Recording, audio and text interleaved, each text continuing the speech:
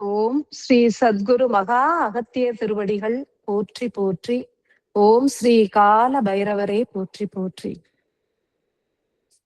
அனைவருக்கும் வணக்கம். நாம தொடர்ந்து 343 தினங்களுக்கான சக்ரா தியான பயிற்சிகளை ரொம்ப அற்புதமாக எல்லோரும் ஏற்றுக்கொண்டு வருகின்றோம். ஐயாவுக்கு நாம கொடுத்த வாக்குகள் எல்லாமே எல்லாருக்கும் ஞாபகம் இருக்கும்னு நினைக்கிறேன். முதல்ல நம்ம எல்லாருமே தொடர்ந்து விடாமல் இதை செய்வோம்னு சொல்லியிருக்கோம். மேலும் பலனை எதிர்நோக்கிடாது பயிற்சிகளை ஏற்போம், சரணாகதத்துடன் ஏற்போம் சொல்லியிருக்கோம். ஐயாவும் அதுக்கேத்த மாதிரி ரொம்ப அற்புதமாக நம்மளை எல்லாரும் வழி நடத்திட்டே போறாங்க. முதல் 49 தினங்கள் நிறைவடைந்த நிலையில இப்ப தொடர்ந்து சுவாதிஷ்டானத்திற்கான பயிற்சிகள் ஒவ்வொரு முறையும் ஒரு ஒரு அருளுரையை கொடுக்கும் பொழுது அதுல ரொம்ப அற்புதமான பல விளக்கங்களையும் ஞானங்களையும் கொடுத்து கொண்டு வருகிறார்கள். இன்னும் ரொம்ப டெப்தா கண்டிப்பாக போவாங்க. ஏன்னா 35 சக்கரங்கள் ஒரு சுவாதிஷ்டானம்னு எடுத்தாலே அதுல 35 சக்கரம் இருக்கு. அதை இன்னும் மல்டிப்ளை பண்ணா எத்தனை சக்கரங்கள் இருக்கு? 1225 சக்கரங்கள் இருக்குன்னா அதை பற்றி ரொம்ப தெளிவான விளக்கங்களையும், அதனால் உருவாகக்கூடிய அந்த அமில ஆற்றல்கள் குறித்தும், அது நமக்கு எந்த வகையான பலனை கொடுக்கும் என்றும் பல அற்புதமான ஞானங்களை தொடர்ந்து அருளிக்கொண்டே இருக்க போகின்றார்கள். எல்லாருமே ரொம்ப பாக்கியசாலிதான் நிஜமாவே. அப்படியே டைரக்டா இறைவன் அற்புதமான அருளுரைகளை கொடுக்கறதோடு இன்னைக்கு ஒரு மிக அருமையான ஒரு தியான பயிற்சியை ஸ்ரீ கால பைரவர் கொடுத்திருக்காரு. இன்னைக்கு யாரும் மிஸ் பண்ணிடாம பாக்கணுமே அப்படின்னு சொல்லி கால பைரவர் ஐயாவை நான் வேண்டிக்கிட்டேன். ஏன்னா இது அப்படியே கேட்கும் பொழுதே அப்படியே அது ஏன்னா எழுதும் பொழுதே அப்படியே உள்ள போச்சு. அந்த தியானம் ரொம்ப அற்புதமான பலனை கொடுத்தது. அதை கேட்கும் பொழுதே எல்லோருக்கும் அந்த தியானத்தின் பலன் கிடைக்க வேண்டும் அப்படின்னு காலபைரவரையா கிட்ட பிரார்த்தனை பண்ணிக்கிட்டேன். இதுக்கு முன்னாடி நாம சென்ற வாரம் பார்த்தோம் இல்லைங்களா? அதுக்கு முன்னாடி வாரம் கசப்பு சுவையின் அருமை. நாம தொடர்ந்து கசப்பு சுவையெல்லாம் ஏற்காவிட்டால் எப்படி அந்த சக்கரங்கள் புறத்தினிலே கசப்பான அனுபவங்களை ஏற்று அந்த உணர்வுகளின் மூலம் அந்த கெமிக்கல்ஸ் எப்படி அது தயாரித்துக் கொள்கிறது, அதன் மூலம் எப்படி அந்த சக்கரம் தூய்மை அடைகிறது, எப்படி இயங்குகிறது, பல விஷயங்கள் ஐயா சொல்லிக்கிட்டே வராங்க. போன வாரம் கூட ரொம்ப அழகா நம்மளுக்கு எல்லாம் நிறைய தெளிவான விளக்கங்களை எல்லாம் ஐயா கொடுத்திருந்தார் இல்லைங்களா? நாம இறை பற்று, அந்த இறைவனின் மீது தீராத பற்று உருவாகும். சுவாதிஷ்டான சக்கரம் தான் பற்றுகளுக்கெல்லாம் அதிபதி. எல்லா பற்றையும் இழுத்து வச்சு கொள்ளக்கூடியது, ஆசைகளையும் பற்றுகளையும்.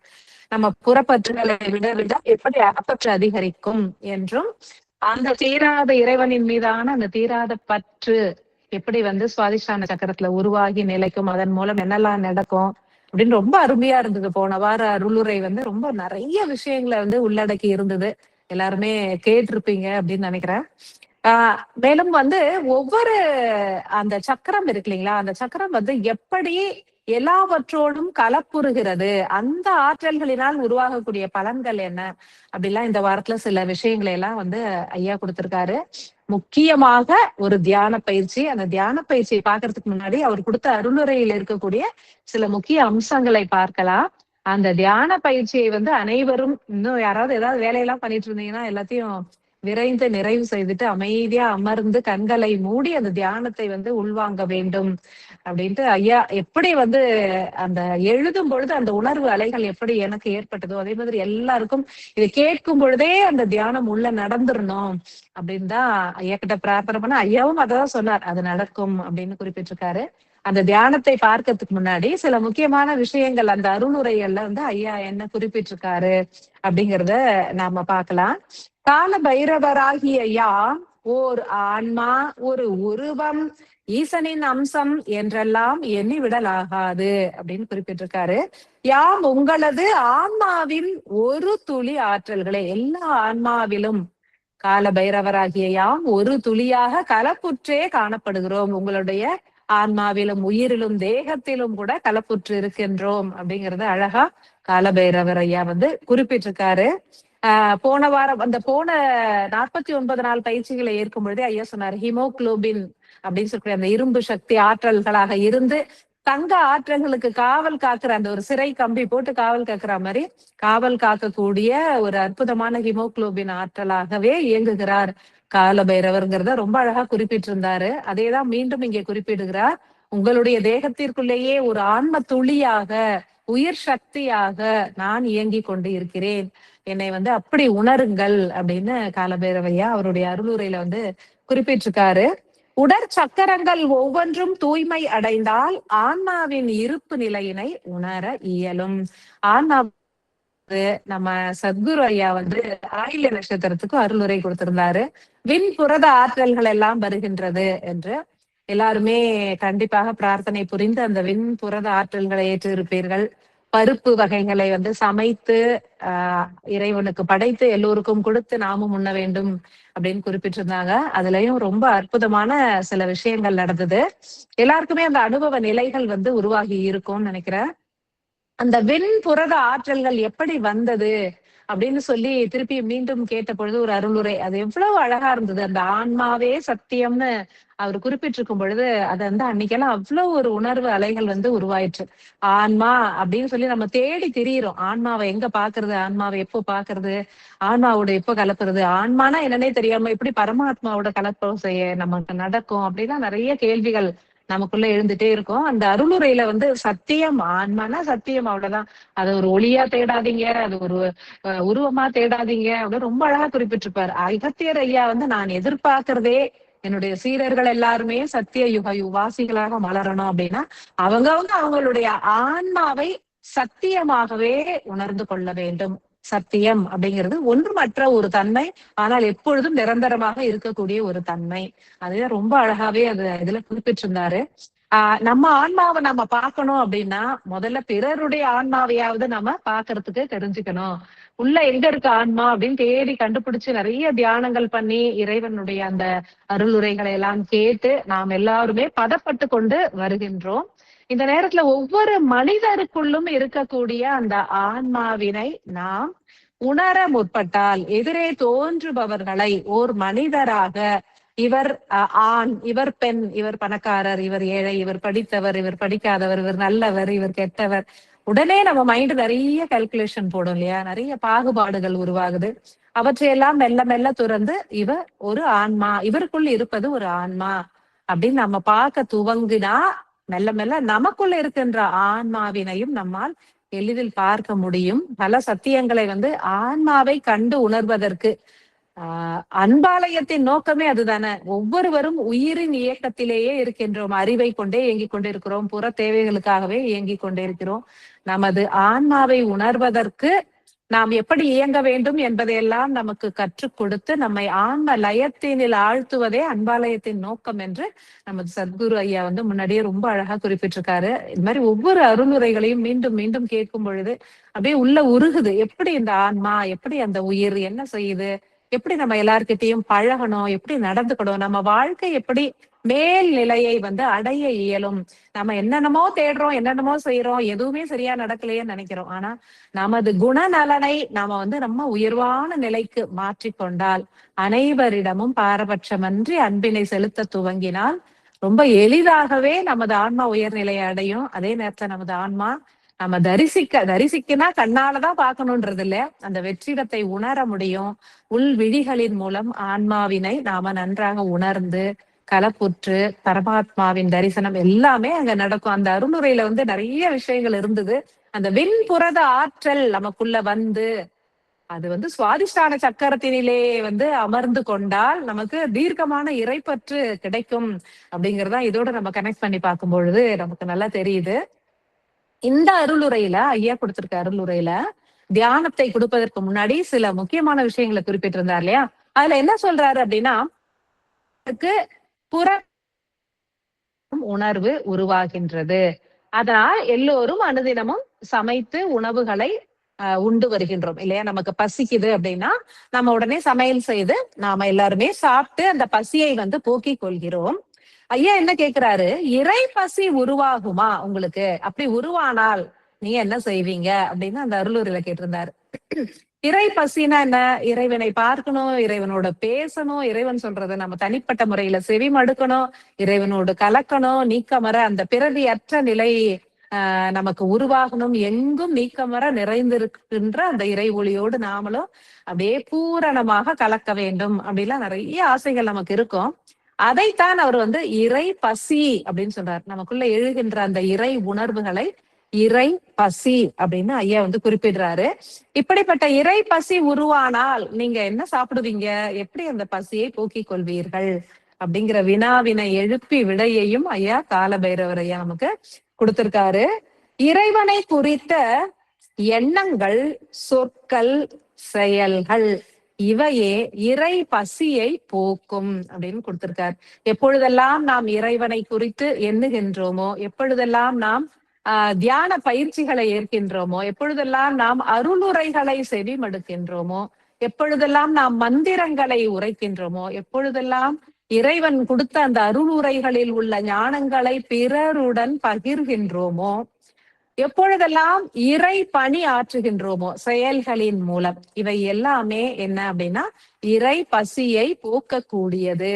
இறைவனின் மீது நாம் கொண்டிருக்கின்ற பல விஷயங்கள் இருக்கு இல்லையா, தீராத இறைவனோடு கலக்கணும், இறைவன் பேசணும், அந்த மாதிரியான பசி உருவாகிற நேரத்துல எல்லாம் நாம உடனே தியானம் பண்ணலாம், நாம அருளுரைகளை கேட்கலாம், மந்திரங்களை சொல்லலாம், மற்றவர்களுக்கு சொல்லிக் கொடுக்கலாம், அருளுரைகளை மற்றவர்களோடு பகிர்ந்து கொள்ளலாம்.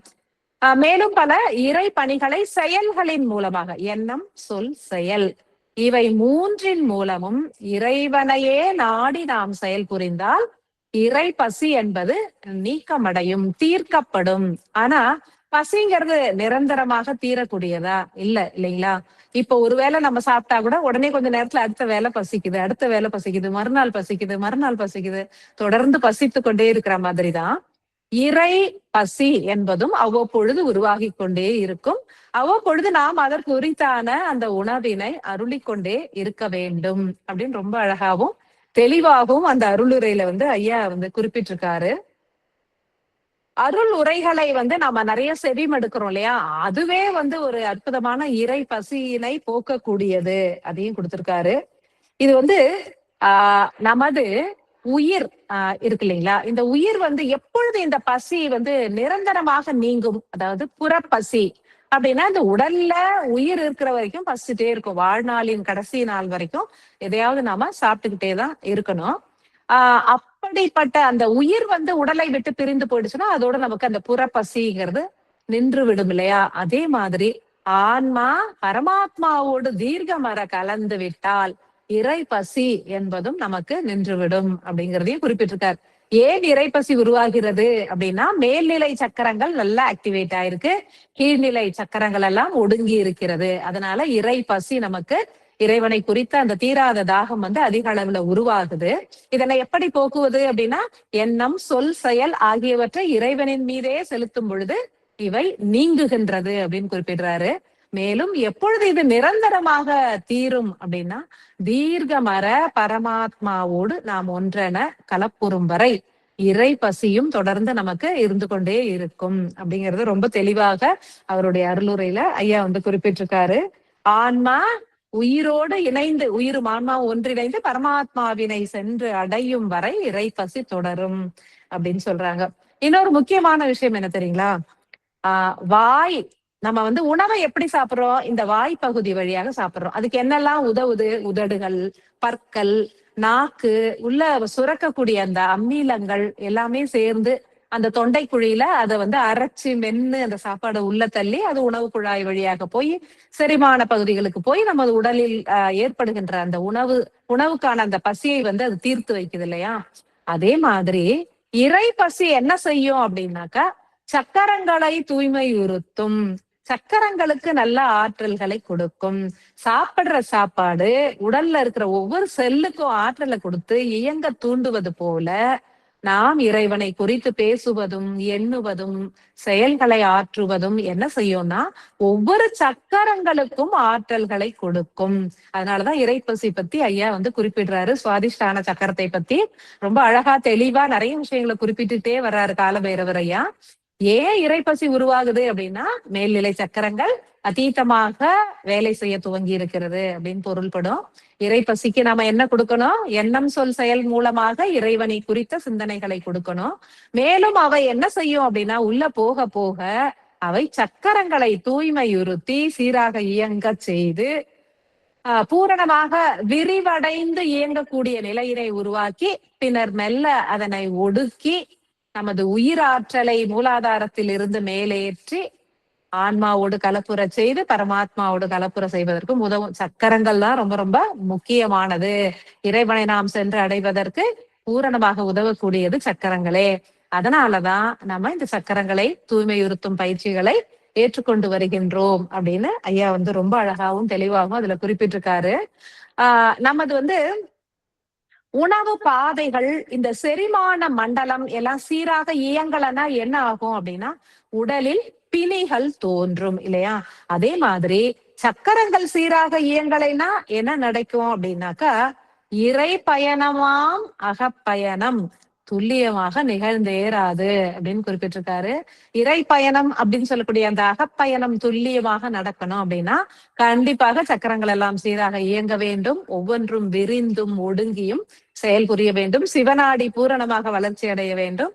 ஆற்றல்கள் மூலாதாரத்திலிருந்து மேலெழுந்து செல்ல வேண்டும். இவையெல்லாம் நடக்கணும் அப்படின்னாக்கா நாம என்ன செய்யணும்? சக்கரங்களை முதன்மையாக தூய்மையுறுத்தணும். அதனுடைய முக்கியத்துவம் என்ன? மீண்டும் மீண்டும் அவர்கள் ஏன் வலியுறுத்தி கூறுகிறார்கள் அப்படின்னா சக்கரங்களை கண்டிப்பாக தூய்மையுறுத்துங்கள், பயிற்சிகளை மேற்கொள்ளுங்கள். யோக பயிற்சி, தேக பயிற்சி, உடற்பயிற்சி, சாத்வீக உணவுகள், அன்பாக பேசுதல் எல்லாவற்றையும் நம்ம தொடர்ந்து ஃபாலோ பண்ணிட்டே இருக்கணும். ஏன்னா நம்மளுக்கு ஒரு மோட்டிவேஷன் வேணும் வாழ்க்கையில. இப்ப இருக்கக்கூடிய மனிதர்களுக்கு கண்டிப்பாக ஒரு ஊக்கம் கொடுத்து கொண்டே இருக்கணும், தூண்டிக்கொண்டே இருக்கணும். இல்லைன்னா ஒரு 2 நாள் செய்வோம், அடுத்த நாள் நமக்கு அந்த ஒரு போர் அடிச்சிடும், அப்புறம் பாத்துக்கலான்னு. ஆனா விடாம நமக்கு ஊக்கத்தை நல்கக்கூடிய வரையில அற்புதமான அறிவுரைகளை கொடுத்து இயக்கி கொண்டே இருப்பது வந்து தெய்வங்கள். அகத்தியர் ஐயா அப்படின்னு நினைக்கும் பொழுது நம்ம எல்லாருமே மிகவும் கொடுத்து வைத்தவர்கள் தான். இந்த சக்கரங்கள் வந்து சீராக இயங்கினால்தான் நாம் இறைவனை அடைய முடியும். முக்தி வேண்டும், இறைவனை அடைய வேண்டும் போன்ற சிந்தனைகள் நமக்கு வலுக்கும் பொழுதெல்லாம் சக்கரங்கள் வந்து ரொம்ப சீராக இயங்குகிறது, மெல்ல மெல்ல சீரடைந்து வருகிறது. அப்படிதான் இருந்தாதான் அந்த எண்ணங்கள் தோன்றும் அப்படின்னு குறிப்பிட்டிருக்காரு. அவ்வப்பொழுது உருவாகும் இறை பசி தணிய வேண்டும் என்றால் நீங்க கண்டிப்பாக இறை குறித்த சிந்தனைகளை வளர்க்க வேண்டும். இறை பசியை உருவாக்குவதும் சக்கரங்களே, மேல்நிலை சக்கரங்களே. எண்ணம், சொல், செயல் மூலம் சக்கரங்கள் தூய்மை அடையும். இறை பசி எனும் உணர்வினை தூண்டுவது மேல்நிலை சக்கரங்களே. இதற்கு சுவாதிஷ்டானத்திற்கும் பெரும் பங்கு உண்டு. எல்லா சக்கரங்களிலும் சுவாதிஷ்டான சக்கரமும் கலப்புற்று இருக்கிறது. அந்த பற்றுதலை தூண்டக்கூடிய பெரும் பணியினை சுவாதிஷ்டானம் ஏற்கின்றது. அனைத்து சக்கரங்களிலும் கலப்புற்று இருக்கும் சுவாதிஷ்டானமே மிகவும் தீர்க்கமாய் செயலாற்றி இறை பசியை உருவாக்கி அதற்கு உணவினையும் ஏற்றுக்கொள்கிறது. இறை பசி உருவானால் புறப்பசி கட்டுரும். ரொம்ப அழகா இருந்தது இது. இறை பசி அதிகரிக்க அதிகரிக்க இறைவனை நோக்கி அந்த தவம் தேடுதல் நமக்குள்ள அதிகரிக்க அதிகரிக்க புறத்தில ஆட்டோமேட்டிக்கா நம்மளுடைய சாப்பாடினுடைய அளவு மற்றும் வந்து தீராத புறப்பசி, எதையாவது சாப்பிட்டுட்டே இருக்கணும், நிறைய குவான்டிட்டி சாப்பிடுறது, இது எல்லாமே வந்து குறைஞ்சிடும் அப்படின்னு சொல்றாரு. இறைவனினுடைய தேடுதல் இருக்க இருக்க என்ன கிடைக்குது நமக்கு? இறை சக்தி உள்ள வருது இல்லையா? ரொம்ப அற்புதமான இறை ஆற்றல் உள்ள வரும் பொழுது அது வந்து நமக்கு தேகத்திற்கான நிறைய பாதி பங்கு ஆற்றலை அதுவே கொடுத்துறதுனால புறத்திலேயே நமக்கு ஆட்டோமேட்டிக்கா உணவை வந்து தேவையான அளவு, குறைந்த உணவு, சாத்வீக உணவு, நல்ல சத்து உள்ள உணவை நாம ஏற்றுக்கொள்ளக்கூடிய நிலை உருவாகும் அப்படின்னு குறிப்பிட்டிருக்காரு. எண்ணங்களின் மூலம் இறை பசிக்கு உணவளிப்பதற்காகவே நான் இந்த தியான நிலையினை அருளியுள்ளேன் அப்படின்னு குறிப்பிட்டிருக்கார். எண்ணங்களின் மூலமாக இப்பொழுது நமக்கு உருவாகக்கூடிய அந்த இறை பசிக்கு ஐயா வந்து இந்த தியான நிலையை அருளி இருக்காரு. இறைவனாகிய ஆன்மாவிற்கு பசி இல்லை அப்படின்னு குறிப்பிடுறாரு. ஆனால் அதனை அடைய முற்படும் உயிருக்கு பசி உண்டு. ஆன்மா அசையா ஒரு நிலை பொருள் இல்லையா? அதுக்கு எந்த தேவையும் இல்லை, அது பாட்டு அசையாத அமைதியா இருக்கும். ஆனா உயிர் வந்து ஆன்மாவை சென்றடைய வேண்டும், நமது வேலையெல்லாம் சீக்கிரம் முடிச்சுட்டு ஆன்மா கிட்ட போகணும் போகணும்னு நினைக்குது இல்லையா? அதனால அந்த உயிருக்கு கட்டாயமாக அந்த இறை ஒளி, அந்த சக்தி வந்து அவசியம் தேவைப்படுகின்றது, உணவு தேவைப்படுகிறது அப்படின்னு ஐயா வந்து குறிப்பிட்டிருக்காரு. புறப்பசி என்பது உடலை சார்ந்தது, அகப்பசி என்பது உயிரினை சார்ந்தது அப்படின்னு குறிப்பிட்டிருக்காங்க. ஒளி மின்காந்த அலைகள் சொல்லுவோம் இல்லையா, அந்த மின்காந்த அலைகளின் மூலமாக தான் உயிருக்கு வந்து அற்புதமான ஆற்றல்கள் அணுதினமும் இந்த பிரபஞ்சத்திலிருந்து, சூரியனிடமிருந்து, பரமாத்மாவினிடமிருந்து, அனைத்து கோள்களிடமிருந்து பெறப்பட்டு ஆன்மாவினை வந்து அடைந்து அது நமது உயிருக்கு உணவாகின்றது. மின்காந்த அலைகள் அப்படின்னு குறிப்பிட்டிருக்காங்க. தியான நிலைகள் உயர் ஆன்மாக்களால் மாத்திரமே அருளப்படுகின்றது. தியான நிலைகளை வந்து நம்ம தனிப்பட்ட ஒரு மனிதனால அதை கிரியேட் பண்ணவே முடியாது. உயர்ந்த ரிஷிகுலத்து ஆன்மாக்களோ, பெரிய பெரிய குருமார்களோ, முனிவர்களோ, இதெல்லாம் நமக்கு நிறைய தியானங்கள் இப்பொழுது நேரடியாக கால பைரவர் ஐயாவே தியானங்களை கொடுக்கின்றார். இது வந்து அற்புதமான உயர்குலத்து ஆன்மாக்களிடம் இருந்து நாம் பெறக்கூடிய ஒரு எண்ண பதிவாகவே இந்த தியானங்கள் அமைகிறது.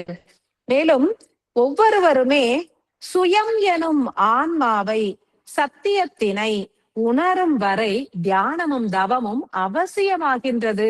ஏன் தினம் தியானம் பண்ணிட்டே இருக்கணுமா, தவம் பண்ணிட்டே இருக்கணுமா? வீட்டு வேலை இருக்கு, வெளி வேலை இருக்கு, ஆபீஸ் வேலை இருக்கு, எத்தனை வேலை இருக்கு. இதெல்லாம் நம்ம செய்து நம்ம வாழ்க்கையில நம்ம அமைதியா அன்பா வாழ்ந்துட்டு போயிடலாம். ஆனா உருவாகக்கூடிய இறை பசியை நீக்கணும் இல்லையா? அதனால ஆன்மா அப்படிங்கிற சத்தியத்தை உணரும் வரை, உங்களுக்கு அந்த விடுதலை என்பது கிடைக்கும் வரை கண்டிப்பாக தியானமும் தவமும் அவசியமாகிறது. அதனாலதான் நான் கொடுத்துட்டு இருக்கேன் அப்படிங்கிறதையும் ஐயா குறிப்பிடுறாரு. இந்த காய் கனிகளில் பல எரிபொருட்கள் உண்டு இல்லைங்களா? அதே மாதிரி இப்ப வந்து ஒரு காய்கறி எடுத்தோம்னா ஒரு காயில வந்து ஒரு தன்மை இருக்கும், அதுல ஒரு சக்தி இருக்கும், கால்சியம் இருக்கும், இன்னொன்னுல வந்து விட்டமின் ஏன்றாங்க, விட்டமின் பி, விட்டமின் சி இருக்கு, ஒன்னுல பொட்டாசியம் இருக்கு, ஒன்னுல மெக்னீசியம். ஒவ்வொரு காய்கறிகளிலும் ஒரு ஒரு ஆற்றல் இருக்கு. அதே மாதிரி மாற்று முறையில பார்த்தோம்னா ஒரே ஒரு ஆற்றல் வந்து பல விஷயங்கள்ல இருக்கு. இப்ப கால்சியம் எடுத்தீங்கன்னா அது வந்து நிறைய பொருட்கள்ல இருக்கு, பால்ல இருக்குன்னாங்க, சில காய்கறிகள்ல இருக்கு, சில கனிகள்ல இருக்கு. ஒரு அமில ஆற்றல் என்பது பல பொருட்களில் இருக்கிறது. அதே மாதிரி ஒவ்வொரு பொருட்களிலும் வெவ்வேறு ஆற்றல்கள் இருக்கிறது இல்லையா? அதே மாதிரிதான் ஒரு சக்கரத்தில் வந்து ஒரு ஆற்றல், ஒரு எரிபொருள் இருக்கு, பல்வேறு சக்கரங்கள் இருக்கு, எல்லா சக்கரங்களிலும் வெவ்வேறு எரிபொருள்கள் இருக்கு. அதே மாதிரி ஒரே எரிபொருள் எல்லா சக்கரங்களிலும் இருக்கு. ஐயா வந்து எப்பொழுதுமே இந்த பக்கத்துல இருந்து இப்படி பாக்குறது, அந்த பக்கத்துல இருந்து இப்படி பாக்குறது வந்து ஒரு அழகான ஒரு குறிப்பாக ஒவ்வொரு அருளுரையிலும் அருளிக்கொண்டே இருக்கின்றார். இதுல என்ன புரிஞ்சுக்கலாம் அப்படின்னாக்கா, நமக்கு ஒவ்வொரு சக்கர அமில ஆற்றல்கள் இருக்கு இல்லைங்களா? ஒவ்வொரு சக்கரத்திலும் இருக்கக்கூடிய அந்த அமில ஆற்றல்களே நமக்கு பூரணமான இயக்கத்திற்கு, இறை பசியை தணிப்பதற்கு உதவுகிறது, சக்கரங்கள் இயங்குவதற்கு உதவுகின்றது. எல்லோருக்குமே தெரியும், நமக்கு ஒவ்வொரு சக்கரமும் ஒரு சுவாதிஷ்டானம் எடுத்தா ஒரு சுவாதிஷ்டான சக்கரம் கிடையாது. 5 தேகங்களாக பிரித்து பார்த்தால் நில, நீர், அக்னி, ஆகாயம் நம்ம எடுத்து பார்த்தா 5 தேகத்திலயும் தனித்தனியா ஒரு சுவாதிஷ்டானம் இருக்கு. சோ 5 சுவாதிஷ்டானம் இருக்கு.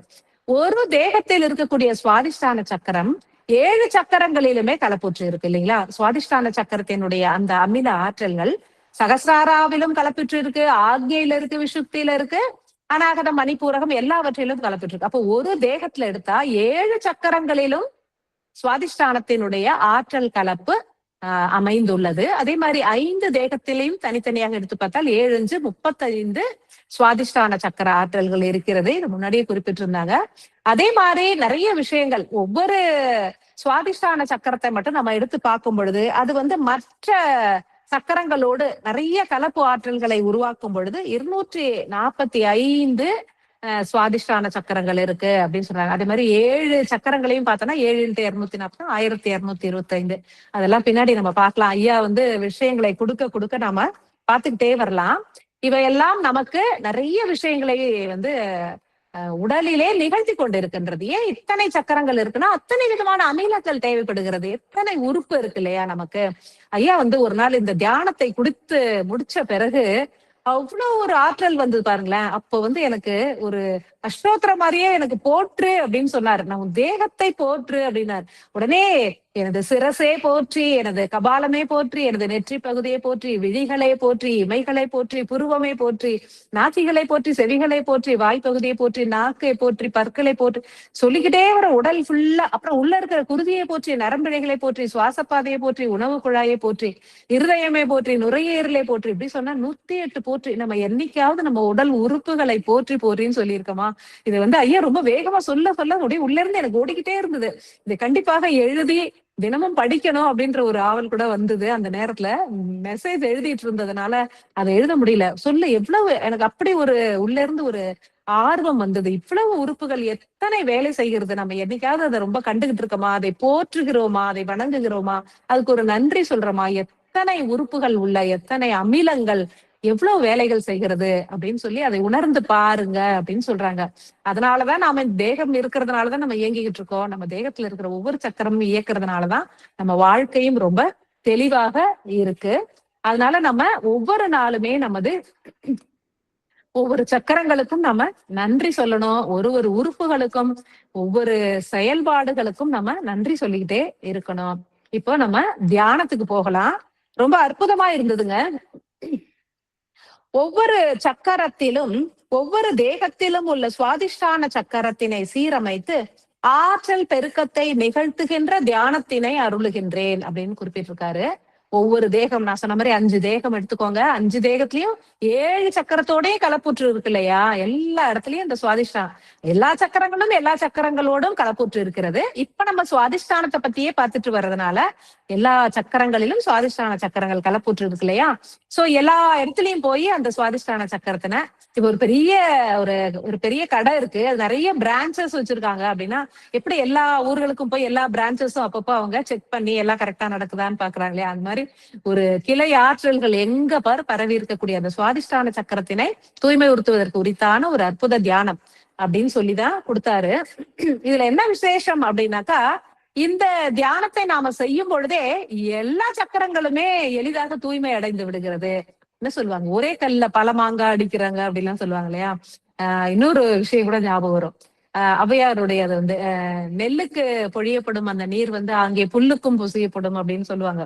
நெல்லுக்கு இறைத்த நீர் அந்த வாய்க்கால் வழியே ஓடி புல்லுக்கு அதை தேடி கண்டுபிடிச்சு அது ரொம்ப அது உணர்வு உள்ள இருந்து வந்தது. அப்படிதான் எப்படி வந்து நெல்லுக்காக விடுற நீர் புல்லுக்கும் போய் சேருதோ அதே மாதிரி சுவாதிஷ்டானத்திற்காக ஐயா கொடுத்திருக்க இந்த தியானம் கண்டிப்பாக நமது அனைத்து சக்கரங்களையுமே ரொம்ப அழகாக தீர்க்கமாக அது தூய்மை உறுத்தும் ஒரு அற்புதமான ஒரு தியான பயிற்சி. இந்த தியான பயிற்சியை ஆரம்பிக்கிறதுக்கு முன்னாடி ஏற்பட்ட அந்த அனுபவத்தை சும்மா ஒரு 2 லைன்ல சொல்றேன். ஏன்னா உங்களுக்கும் அந்த அந்த நிலையில இருந்து நீங்க ஏத்துக்கணுங்கிறதுக்காக சொல்றேன். அந்த தியானத்தை வந்து எழுதும் பொழுது எப்பொழுதுமே இந்த மாதிரி ஒரு தியான பயிற்சி கொடுக்குறாங்கன்னா அது எழுதும் பொழுதே அதுக்கு உள்ள நடக்கிறத வந்து ஒரு பிராக்டிக்கலா பார்க்க முடியும். அப்படி நடந்துகிட்டே இருக்கும். எந்த ஒரு தியான பயிற்சியை எழுதினாலும் ஐயா சொல்ல எழுதும் பொழுதே அது உள்ள நடக்கும். இந்த பயிற்சியும் வந்து உள்ள பயங்கரமா நடந்தது. அந்த மாதிரி அக்னி அது அற்புதமான ஒரு பயிற்சி. இது அப்படியே உள்ள நடக்குது. எல்லா சக்கரங்களுக்கும் உள்ள போயிட்டு அந்த அக்னி வெளியில வர்ற வரைக்கும் அது ரொம்ப அழகாக உள்ள நடந்தது. எழுதி முடிச்சுட்டு வச்சாச்சு. அப்புறம் எனக்கு தெரியல இது என்ன இருக்குன்ட்டு. அப்புறம் அது கொஞ்சம் கொஞ்சமா ஒரு மாதிரி உடம்பு வந்து வேற மாதிரியான சூழலுக்கு மாற்றியது. அப்படியே தூங்கியாச்சு நைட்டு வரைக்கும். அப்புறம் காலையில எழுந்துக்கும் பொழுது அப்படி எப்படி சொல்றது அப்படின்னாக்கா, உயிர் நம்ம உயிர் சக்தியில அது ரொம்ப ரொம்ப தீர்க்கமாக ஒரு பிரவாகமாக அவ்வளவு ஒரு ஆற்றல் மிக்கதாக இருந்தது. இப்படி முடிக்கிறது இப்படி இருந்துக்குள்ள அத்தனை வேலைகளையும் முடிச்சிடலாம். இங்க இருந்து அங்க ஓடணுமா, சென்னை வரைக்கும் ஓடணுமா, இப்படி ஓடிடலாம். அப்படிப்பட்ட உயிர் வந்து ஒரு பரபரப்பான ஒரு வீரியமான ஒரு இயக்கத்தை உள்ள இருந்து உணர்த்துது. ஆனா உடல் வந்து அப்படியே ஆப்போசிட் பயங்கரமான ஒரு சோர்வு நிலையில இருக்கு. எதையுமே செய்ய முடியாது அப்படின்ற கால் எடுத்து வைக்கிறதா நடக்கிறதா என்ன எனக்குள்ள நடக்குது அப்படின்னு எனக்கு புரியல. ஏன் நடக்குது, எதுக்கு நடக்குது, ஏன் எனக்கு இவ்வளவு டயர்டா இருக்கு, உடம்புல என்ன ஆச்சு, ஏன் இப்படி இருக்கு, என்ன சாப்பிட்டோம், நேற்று என்ன செய்தோம், நார்மலா எப்போதும் போலதானே இருக்கு, ஒண்ணுமே செய்யலையே அப்படின்னு சொல்லிட்டு அதே ஒரு அதோட போய் இப்ப தியானம் பயிற்சி எல்லாம் முடிச்சுட்டு கொஞ்ச தூரம் வாக்கிங் போயிட்டு வந்து செம பிளாட்டா படுத்துட்டேன். கம்முன்னு சரி என்னவோ நடக்குது ப்ராசஸ் அப்படின்னு சொல்லிட்டு படுத்தேன். அப்பொழுது அப்புறம் வந்துட்டு ஈவினிங் வந்து இந்த அருளுரையை படிச்சு விடும் பொழுதுதான் எனக்கு புரிஞ்சுது. இதுல கடைசியில அவங்க வந்து சொல்லியிருக்காங்க, இதுல உடலில் பல தீவிரமான மாற்றங்களை உங்களுக்கு உருவாக்கும், ரசவாதங்கள் உள்ளே நடக்கும் அப்படின்னு கடைசியில அந்த அருளுரையை படிக்கும் பொழுதுதான் ஓ இதுதான் நடந்திருக்கா உள்ள அப்படிங்கிறது வந்து ரொம்ப தெளிவா புரிஞ்சுது. அப்படி ஒரு உயிர் சக்தியினுடைய பெருக்கத்தை உணர முடியும். உடல் சோர்வு இருந்தது. ஆனா வந்து அது வந்து எழுதி அது ரொம்ப தீர்க்கமா அது ஐயாவே நடத்தினதுனால இப்ப வந்து எல்லாருக்குமே அந்த பயிற்சி வந்து இப்ப நேரடியாக காலபைரவர் ஐயா இப்ப அந்த பயிற்சியை உங்களுக்கு கொடுக்குறாரு அப்படின்னு நினைச்சுக்கிட்டு எல்லாருமே உங்களுடைய விழிகளை மூடி அமைதியா உட்கார்ந்து இதை அப்படியே உணர்ந்து பாருங்க. சொல்ல ரொம்ப ரொம்ப அற்புதமாக இருக்கும். ரொம்ப சிம்பிளான பயிற்சியா இருந்தது. ஆனா பயங்கரமா இருந்தது. அது அப்படியே உணர்வுல கலந்து அந்த சத்தியத்தை உணர்ந்து ஏற்கும் பொழுது முழு பலனும் வந்து கண்டிப்பாக கிடைக்கும். அவ்வளவு அழகா இருந்தது. ஃபர்ஸ்ட் என்ன சொல்றாரு அப்படின்னாக்கா, ஓம் ஸ்ரீ கால பைரவரே போற்றி போற்றி. இந்த தியானத்தின் பலன் வந்து அனைவருக்கும் வந்து முழுமையாக சென்றடைய வேண்டும். ஐயா வந்து என்ன சொன்னாரு அப்படின்னாக்கா, முதல்ல ஒரு தீபச்சுடர் ஒன்றை பொருத்தி கொள்ளுங்கள். புறத்துல வந்து எப்பொழுதுமே நமக்கு ஒரு ஒரு சக்தி, ஒரு புறத்துல என்ன நடந்தாலும் அகத்தில் நடக்கும், அகத்தில் நடப்பதே புறத்தில் நடக்கும். தீப சுடரை ஒன்று பொருத்திட்டு அமைதியா எல்லாரும் உட்கார்ந்துக்கோங்க அப்படின்னு சொல்றாரு.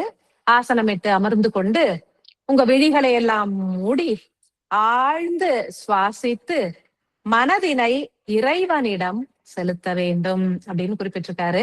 அப்படியே அமைதியா அமர்ந்து உங்களால இப்ப முடிஞ்சதுன்னா விழிகளை மூடி விளக்கெல்லாம் கூட பேத்த வேண்டாம். அமைதியா உட்கார்ந்து அப்படியே உள் வாங்குனீங்கன்னா ஒரு அற்புதமான பலன் உங்களுக்கு இமீடியட்டா கிடைக்கும். எல்லாருமே வந்து இந்த தியான பயிற்சிகளை மீண்டும் பல முறை செய்து கொள்ளலாம். அருளுரை வந்து வழங்கப்படும். அது அப்புறம் செய்யலாம். இப்போ இந்த நேரத்துல காலபைரவர் ஐயா உரைக்கிறார். சரிங்களா? அப்போ எல்லாரும் ஒரு ஆசனமிட்டு அழகாக அமர்ந்து ஒரு ஆழ்ந்து சுவாசித்து விழிகளை மூடி நல்லா ஆழ்ந்து சுவாசித்து விட்டு அப்புறம் என்ன சொல்றாரு, மெல்ல விழிகளை திறந்து அந்த தீப சுடரினை கண்ணுற்று மீண்டும் விழிகளை மூடிக்கொள்ளுங்கள். இங்கே நிறைய தீபங்கள் எரியுது, ஆதி விளக்கு அற்புதமா எரியுது. இது ஒரு நிமிஷம் கண்ணை திறந்து பார்த்துட்டு மீண்டும் எல்லாரும் விழிகளை மூடி ஆழமாக சுவாசித்து மனதினை ஒடுக்கி உங்களுக்குள் அந்த எண்ணங்களை எல்லாம் ஒடுக்கி அப்படியே இறை சிந்தனையிலே கண்டிப்பாக ஒரு சில நிமிஷங்கள் அப்படியே இருக்கணும் அப்படின்னு குறிப்பிட்டிருக்காரு. மெல்ல மெல்ல நம்ம அப்படியே ஆழ்ந்து சுவாசிக்கும் பொழுது நம்மளுடைய மனமானது ரொம்ப தீர்க்கமாக உள்ளே பயணிக்க துவங்கும். இப்போ என்ன செய்யணும் அப்படின்னாக்கா, நம்ம ஒரு அகல் விளக்கு ஏத்தி அதை பாக்குறோம், இல்ல ஏதோ ஒரு விளக்கு ஏத்தி பாக்குறோம் இல்லையா, அதனுடைய தீப சுடர் அது என்ன விளக்கா வேணா இருக்கட்டும், அதுல எரியக்கூடிய அந்த தீப சுடர் இருக்கு இல்லையா, அந்த சுடர் வந்து நமது சகசிராரா சக்கரத்தில் அந்த உச்சந்தலையில தலைக்கு மேல இந்த இடத்துல அந்த ஒளி வந்து எரியறதாக, அந்த தீப சுடர் எரிந்து கொண்டிருப்பதாக எல்லோரும் பார்க்க வேண்டும் அப்படின்னு குறிப்பிட்டிருக்காரு. கண்களை மூடி நம்ம பார்த்தோம்னா ஒரு தீபத்தினுடைய ஒளி, ஒரு விளக்கேத்தி வச்சா அந்த தீப சுடர் எப்படி இருக்கும், அது நம்ம தலையில உச்சந்தலையில அந்த தீப சுடர் எரிந்து கொண்டிருக்கிறது அப்படின்னு நம்ம கற்பனையில முதல்ல பார்க்கணும். அந்த தீப சுடரையே மெல்ல மெல்ல பார்த்து கொண்டே இருக்க வேண்டும். சில நிமிடங்களுக்கு பிறகு என்ன நடக்கும் அப்படின்னாக்கா, அங்கே வந்து ஒளி பரவ துவங்கும். இருள் நம்ம கண்ணை மூடும் பொழுது ஒரு இருள் வரும் இல்லையா, அந்த இருள்லாம் நீங்கி மெல்ல மெல்ல அந்த தீபச்சுடரில் இருந்து ஒளி பெருக துவங்கும் அப்படின்னு குறிப்பிட்டிருந்தாரு. அந்த ஒளி பெருகி பெருகி பெருகி பல்கி பல்கி அப்படியே பயங்கரமா ஒரு பெரிய தீப்பந்தம் மாதிரி எரிஞ்சு கடைசியில எப்படி இருக்குமா, சூரியனை போன்று பிரகாசமாக அந்த ஒளி பெருகுவதை காண வேண்டும். அப்படியே ஒரு தலை மேல ஒரு சூரியன் உட்கார்ந்து இருக்க மாதிரி நாம ஒரு கற்பனையில் கண்டு உணர்ந்து தியானிக்க வேண்டும் அப்படின்னு ஐயா குறிப்பிட்டிருக்காரு. இந்த நிகழ்வு வந்து ரொம்ப அற்புதமா இருக்குங்க. அப்படியே மெல்ல அந்த தீபச்சுடர் வந்து பெரிய அக்னியாக ஜுவாலையாக உருமாறி அப்படியே ஒரு சூரியனே நமது தலை மேல வந்து உட்கார்ந்திருக்க மாதிரி நாம கற்பனையில கண்டு முதலில மெல்ல அதெல்லாம் கவனத்தினை செலுத்தி பார்க்க வேண்டும். பின்னாடி என்ன நடக்கும் அப்படின்னாக்கா, உஷ்ணம் பெருகும். சூரியன்ல இருந்து என்ன வெளிப்படுது, அக்னி ஆற்றல் தானே வெளிப்படுது. சூரிய ஒளியிலிருந்து அந்த வெப்பம் அதீத அளவுல பெருகுது இல்லையா, அது மாதிரி அக்னி பெருகுவதை உணர வேண்டும். சிரசின் உச்சியில அப்படியே ஒரு நெருப்பு கட்டி வச்சா மாதிரி விழிகளை மூடிய நிலையிலேயே நம்ம பார்க்கும் பொழுது ஒரு அக்னி வந்து ஒரு வெப்ப ஆற்றல் வந்து தலையை சுத்தி அப்படியே பரவறத, தலை மேல மேல் பகுதியில தலை முடியில அப்படியே ஃபுல்லா அந்த அக்னி ஆற்றல் வந்து பரவறதை மெல்ல ஆழ்ந்த கண்ணுற வேண்டும் அப்படின்னு குறிப்பிட்டிருக்காரு. சூரியனையே தலையில தூக்கி வச்சா எப்படி இருக்கும், அந்த உஷ்ணம் வந்து பரவறதை கண்டிப்பாக உணரலாம். ஆழ்ந்து தியானிக்கும் பொழுது அதை கண்டிப்பாக உணரலாம் அப்படின்னு குறிப்பிட்டிருந்தாங்க. இந்த உஷ்ணம் பெருக பெருக என்ன ஆகும், கழிவுகள் மொத்தம் சகசிராராவுல கழிவுகள் கிடையாது, ஆனா தேகத்தில் உள்ள சக்கரங்களில் உள்ள கழிவுகளை நீக்கக்கூடிய ஆற்றல்கள் சகசிராராவிடம் இருக்கிறது இல்லையா. சோ சகசிராராவுக்கு கழிவுகளை எல்லாம், தேகத்தில் உள்ள கழிவுகளை எல்லாம் நீக்கக்கூடிய அந்த ஆற்றல் அதிக அளவுல பெருகும், தூய்மை அடையும். அதுல இருக்கக்கூடிய எல்லா விதமான இருளும் நீங்கி ஒளி பெருகி ரொம்ப ஒரு அற்புதமான ஆற்றல் வந்து அங்கே பெருக துவங்கும். சில மணி துளிகள் ஆழமாக அந்த வெப்பத்தினை உள்வாங்குங்கள். அத நல்லா கவனிச்சு அந்த வெப்பம் பரவறத அழகா பாருங்க. அப்படின்னு குறிப்பிட்டிருக்காரு. மொத்த கழிவுகளும் நீங்கி ரொம்ப தூய்மை அடைந்து வெகு பிரகாசமான அந்த ஒளியினை நாம் வந்து சகசிராராவில் பார்க்கலாம். சகசிராரா ரொம்ப தீர்க்கமாக சுத்த துவங்கும். எல்லா திசையை நோக்கி மேல கீழே சைட்ல எல்லா இடத்துலயும் அந்த சக்கரம் வீரியமாக சுழல்வதனை நம்ம வந்து உணர முடியும் அப்படின்னு அதுல குறிப்பிட்டிருக்காரு. சில மணித்துளிகள் நம்ம இந்த பயிற்சிகளை ஏற்கணும். அதை ஏற்ற பிறகு சில மணித்துளிகள் நிறைவடைந்த பிறகு நம்ம மெல்ல மெல்ல அதை வந்து அந்த உஷ்ணம் குறைந்து வருவதனை எப்படி மெல்ல மெல்ல அந்த உஷ்ணம் அதிகரித்ததோ பின்னர் மெல்ல மெல்ல அந்த உஷ்ணம் குறைந்து குறைந்து குறைந்து அங்கே வந்து ஒரு குளிர்ச்சி சூரியனை சந்திரனாக உருமாறி குளிர்ச்சி பரவ துவங்குவதனை கண்டு உணர வேண்டும் அப்படின்னு குறிப்பிட்டிருக்காரு. அந்த குளிர்ச்சி பரவும் பொழுது என்ன நடக்கும் அப்படின்னா ஒரு காந்த சக்தி, ஒரு ஈர்ப்பு சக்தி வந்து அதிக அளவுல நமது சகசிராராவில் உள்ள சுவாதிஷ்டான சக்கரத்திற்கான பயிற்சியாக இருந்தாலும் சகசிராராவோடு கலப்புற்று இருக்கும் அனைத்து சக்கரங்களுமே அந்த நேரத்துல தூய்மை அடைந்து விடுகின்றது அப்படிங்கறதுதான் சத்தியம். சூரியனே நிலவாக உருமாறி அந்த ஒளியானது குளிர்ந்த ஒளியாக உருமாறி ஒரு அற்புதமான காந்த சக்தி, ஒரு ஈர்ப்பு சக்தி உங்களது சிரசின் மேல் உருவாவதனை அனைவரும் கண்டு உணர வேண்டும். அப்படியே என்ன செய்யணும்? மெல்ல மெல்ல சில மணித்துளிகள் அந்த குளிர்ந்த காற்றை நாம கண்டு உணர வேண்டும்.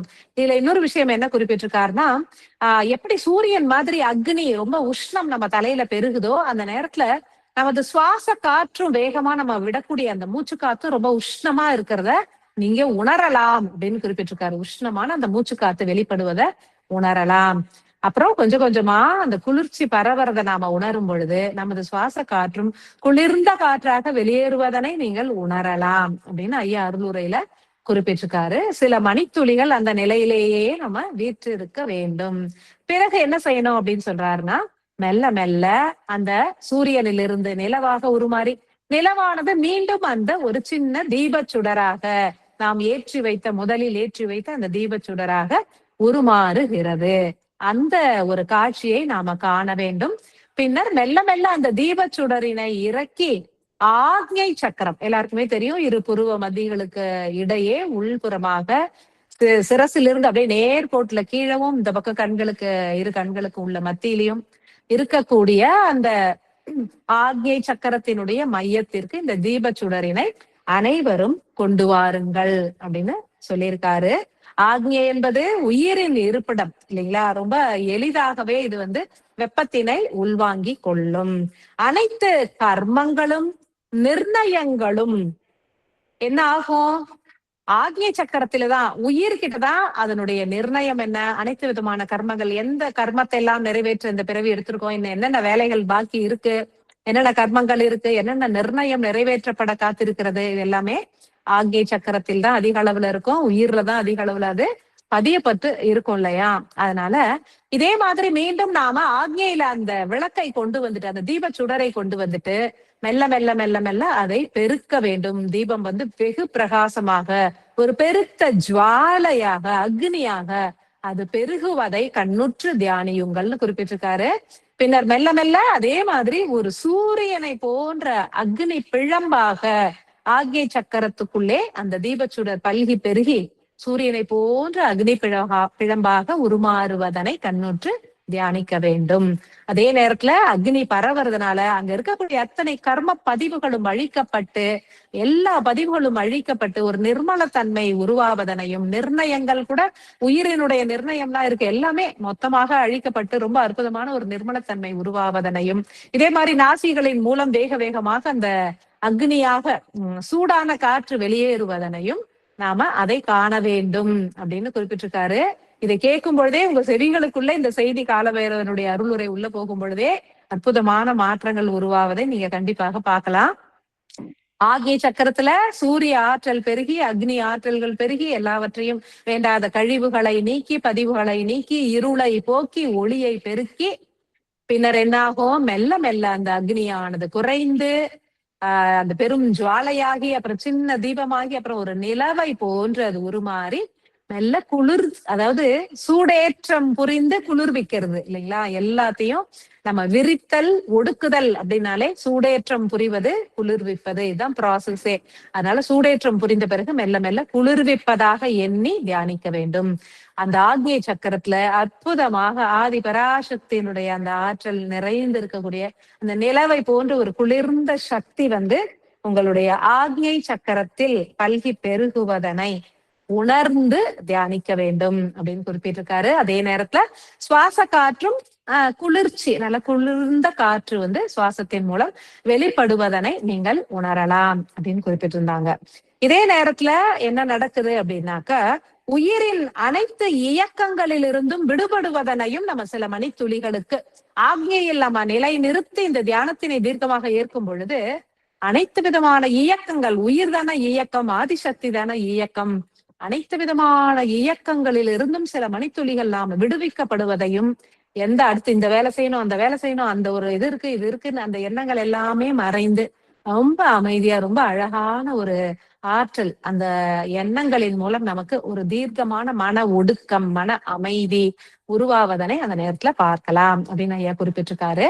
அப்புறம் மெல்ல மெல்ல அந்த நில ஒளியும் மறைந்து அங்கே மீண்டும் அந்த தீபச் சுடரை நாம கண்டு உணர்ந்து ஆகையிலிருந்து மீண்டும் விஷுப்திக்கு நேர்கோட்டில் அந்த தீபச் சுடரை இறக்கி கொண்டு வர வேண்டும். இதே போன்று கொஞ்ச நேரம் அந்த தீபச் சுடரையே பார்த்திருந்து மெல்ல மெல்ல அந்த தீபச் சுடரானது பெருசாக நல்லா விரிஞ்சு அக்னி ஜுவாலையாக உருமாறி சூரியனாக மீண்டும் உருமாறுவதை கண்ணுற்று தியானிக்க வேண்டும்.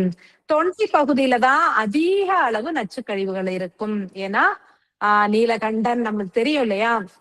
எல்லா ஆற்றல்கள் உள்ள போகும்பொழுது தொண்டை பகுதியினுடைய வேலையே என்ன அப்படின்னாக்கா, நம்ம சாப்பிடுற சாப்பாடுல கூட சரி, மற்ற சுவாசிக்கும் காற்றும் சரி, இறை ஆற்றல் உள்ள போகும்போதும் சரி, அதுல கலப்புற்று இருக்கக்கூடிய கழிவுகளை நச்சுகளை ஈர்த்து தன் வசம் இருத்தி கொண்டு நல்ல ஆற்றல்களை மட்டுமே உள்ளே செலுத்தக்கூடியதுதான் நமக்கு தொண்டை பகுதியில் இருக்கக்கூடிய விசுத்தி சக்கரத்தின் பணி, ஆதி சிவனாரின் பணியாகும். அதனால அந்த விசுத்தியில நிறைய கழிவுகள் இருக்கும், நச்சுகள் இருக்கும். அதனால தீர்க்கமாக சூரிய ஒளியினை பெருக்கி அந்த நச்சுக்களை எல்லாம் அழித்து செயல்புரியுங்கள். எல்லா நச்சுகளும் அழிகிறது. சூரியனுக்குள்ள எதையாவது போட்டோம்னா, ஒரு அடுப்புக்குள்ள ஏதாவது போட்டாலே எரிஞ்சு சாம்பலாயிடுது. சூரியனுக்குள்ள எதையாவது போட்டா நிக்குமா என்ன? அது கழிவா இருந்தானே, நல்லதா இருந்தானே, கெட்டதா, எதுவுமே நிக்காது. அந்த சூரியனே தொண்டைக்குள்ள இருந்து ஒரு ஒளியாக, அக்னியாக, ஜுவாலையாக வெளிப்படுவதனை உணர்ந்து எல்லா கழிவுகளையும் நீக்கி விஷுப்தி சக்கரத்தினையும் அதனூடே கலப்புற்று இருக்கும் சுவாதிஷ்டான சக்கரத்தினையும் ஏனைய சக்கரங்களையும் பூரணமாக தூய்மை உறுத்துவதாக எண்ணியே தியானிக்க வேண்டும். அழகாக குறிப்பிட்டிருப்பாரு. இதே மாதிரிதான் மூச்சு காத்து சூடாக வர்றதையும் நம்ம அந்த நேரத்துல பார்க்கலாம். பின்னர் மெல்ல மெல்ல அக்னி ஜுவாலை அதனுடைய தன்மை குறைக்கப்பட்டு அது குளிர வைக்கப்பட்டு நிலவின் ஒளி போன்று ஒரு குளிர்ந்த தன்மை விசுப்தி சக்கரத்தினிலே உருவாவதனை உணர்ந்து தியானியுங்கள். மீண்டும் அந்த குளிர்ந்த சுவாசம் வெளிப்படுவதனையும் நீங்கள் கண்ணுற வேண்டும். முக்கியமாக கவனம் சிதறாது தியானிக்க வேண்டும். வேற இடத்துல கவனமே போகக்கூடாது. இது முடிக்கிற வரைக்கும் கவனம் சிதறாது தியானிச்சீங்கன்னா அதிக பலனுண்டு அப்படின்னு ஐயா குறிப்பிட்டிருக்காரு. அதே நேரத்துல நமக்கு நிறைய நிறங்கள்லாம் சொல்லியிருக்காங்க இல்லையா? மூலாதாரம்னா அதுக்கு ஒரு கலர், ஆக்ஞைனா அதுக்கு ஒரு கலர், விசுத்தினா ஒரு கலர், நீலம், பச்சை, மஞ்சள், சிகப்பு. சோ இந்த நிறங்களையே நீங்க கணக்குல எடுத்துக்காதீங்க. அந்த நேரத்துல நிறங்களை குறித்து எல்லாம் சிந்திக்காதீங்க. வெறும் அக்னி ஜுவாலை, நெருப்பாக எரியக்கூடிய அந்த சூரியன், பின்னர் குளிர்ந்து வரக்கூடிய சந்திரன், மறுபடியும் தீபம். தீபம் திருப்பி பெருசா அக்னி ஜுவாலை, சூரியன், பின்னர் குளிர்ந்து சந்திரன், அப்புறம் தீபம். இதை மட்டுமே கண்ணுற வேண்டும். வேற எந்த சிந்தனைகளும் எடுத்துக்காதீங்க. எந்த ஒளியோ, அந்த நிறம் என்ன, அந்த ஓசை என்ன, அதை பத்தின சிந்தனைகள் வேண்டாம்.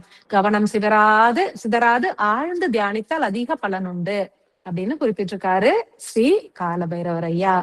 அடுத்தது இதே மாதிரிதான் நாம அநாகத சக்கரத்திற்கு இந்த தீபச்சுடனை மெல்ல மெல்ல கொண்டு வர வேண்டும். விசுப்தி சக்கரம் தூய்மை அடைந்தால் நிறைய மாற்றங்கள் உருவாகும். ஏன்னா முக்கியமான பிளேஸ், ரொம்ப கிளீன் ஆக வேண்டிய ஒரு முக்கியமான பிளேஸ் சுத்தம் அடைஞ்சது, தூய்மை அடையுது அப்படின்னாக்கா என்ன நடக்கும்னா, அறிவுங்கிறதே ஞானமாக மலர துவங்கும். உடல்ல நிறைய மாற்றங்கள் உருவாகும். உங்களுடைய சிந்தனைகளிலே புதிய புதிய மாற்றங்கள் உருவாகும். அப்புறம் நிறைய வேண்டாத கழிவுகள் நீங்கும், பழுத்த பதிவுகள் எல்லாம் உதிர துவங்கும், நிறைய விஷயங்கள் நடக்கும் விஷுப்தியில அப்படின்னு குறிப்பிட்டிருக்காரு ஐயா. அப்புறம் தான் நம்ம இதே மாதிரி அநாகத சக்கரத்திற்கு அந்த தீப சுடரை இப்பொழுது நாம் மெல்ல மெல்ல கொண்டு செல்வோம். அநாகத சக்கரம் ரொம்ப அற்புதமான சக்கரம், அன்பினை பெருக்கக்கூடிய சக்கரம், மேல்நிலை சக்கரங்களையும் கீழ்நிலை சக்கரங்களையும் இணைக்கக்கூடிய சக்கரம், நேரடியாக பிரபஞ்ச ஆற்றல்களை ஈர்த்து அருளக்கூடிய மிக உன்னதமான சக்கரம், இருதயத்தினையும் நுரையீரலையும் பாதுகாத்து நம்ம உயிர் வாழ்வதற்கு உரித்தான முக்கியமான உறுப்புகளை பாதுகாத்து அருளக்கூடிய மிகவும் உன்னதமான இந்த அநாகத சக்கரம். இந்த நேரத்துல இந்த தீப சுடரை உள் ஏற்று அந்த நெஞ்சு குழியில அந்த தீபச்சுடர் நிக்கிறத பாக்கணும். மெல்ல மெல்ல மெல்ல அந்த தீபச்சுடர் பல்கி பெருகி பெரிய அக்னி ஜுவாலையாக உருமாறி அப்படியே பெருத்த சூரியனாக உருமாறுவதனை அனைவரும் கண்டு உணருங்கள் அப்படின்னு குறிப்பிட்டிருக்காங்க. தேகத்தின் உட்பகுதி முழுவதுமே, ஏன்னா அது ரொம்ப சென்டர் பாயிண்ட்ல இருக்கு இல்லையா அநாகதம், அதனால கீழையும் அக்னி அப்படியே அனல் அடிக்குது, மேலையும் அனல் அடிக்குது. ஃபுல் தேகமும் என்ன நடக்குதா, இந்த சூரியனுடைய அக்னி ஒளி, அக்னியும் வெப்பமும் பெருகுது, ஒளி பிரகாசமான ஒளி. இப்படி சூரியனை நம்மளால கண்ணை நிமிர்ந்து பார்க்கவே முடியாது, கண்ணு கூசும் இல்லைங்களா, காலையில விடிகாலையில அந்த நேரத்துல உதிக்கிற நேரத்துல பார்க்கலாம், உச்சி சூரியனை பார்க்க கூட முடியாது. ஆனா தேகத்துக்குள்ளேயே சூரியனை பார்த்தால் எப்படி இருக்கும், என்ன பிரகாசமான ஒளியினை அது கொடுக்கும். கண்கள் எல்லாம் அப்படியே கூசுறது, அதெல்லாமே அப்படியே உணரணும். அந்த உணர்வுகள் வந்தாதான் அற்புதமான பலன் அளிக்கும். உண்மையிலேயே சூரிய ஒளி கண்ணை கூசுற அளவுக்கு உள்ள அநாகத சக்கரத்துல இருக்கிற மாதிரியும் அது உள்ள தேகம் முழுவதும் பரவுவது போன்றும் அந்த ஒளி, வெளிச்சம் மற்றும் வெப்பம் இரண்டுமே தீர்க்கமாக பரவுவதனை உணர வேண்டும் அப்படின்னு குறிப்பிட்டிருக்காங்க. என்ன நடக்கும் அநாகத சக்கரத்துல மட்டும் ஐயா ஒரு வார்த்தை கொடுத்திருக்காரு, தேகத்தை கடந்தும் அநாகதத்திலிருந்து ஒளி பரவும்.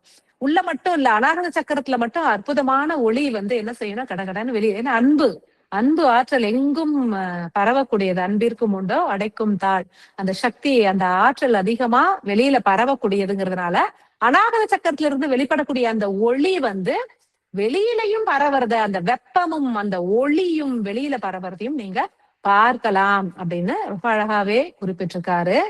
இறுதியில் இதே போல மெல்ல மெல்ல மெல்ல அந்த அக்னியை மெல்ல குறைத்து அதை குளிர்வித்து ஒரு நிலவின் ஒளி போன்று அதனை உருமாற்றி நாம செயல் புரியிற நேரத்துல என்ன நடக்கும் அப்படின்னா, உன்னதமான நிறைவான ஆனந்த உணர்வு பெருகும். இது அநாகத சக்கரத்துக்கு மட்டும் குறிப்பிட்டிருக்காரு.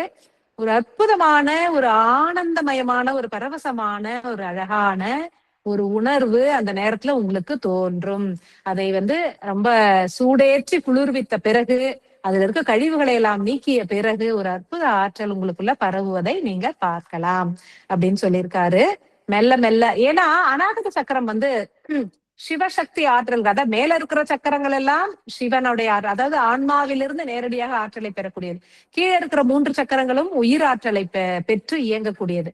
சிவன் ஆற்றல், சக்தி ஆற்றல், சிவசக்தியை இணைக்கக்கூடிய ஒரு அற்புதமான சக்கரம் அப்படிங்கிறதுனால அநாகத சக்கரத்துக்கு ரொம்ப அதிகமான ஆற்றல்கள் உண்டு. அதனால அநாகத சக்கரத்தை தூய்மை உறுத்தும் பொழுது அதனுடைய அற்புத ஆற்றல்களை, அதனுடைய பலனை நீங்க அந்த நேரத்திலேயே அனுபவிக்க முடியும்.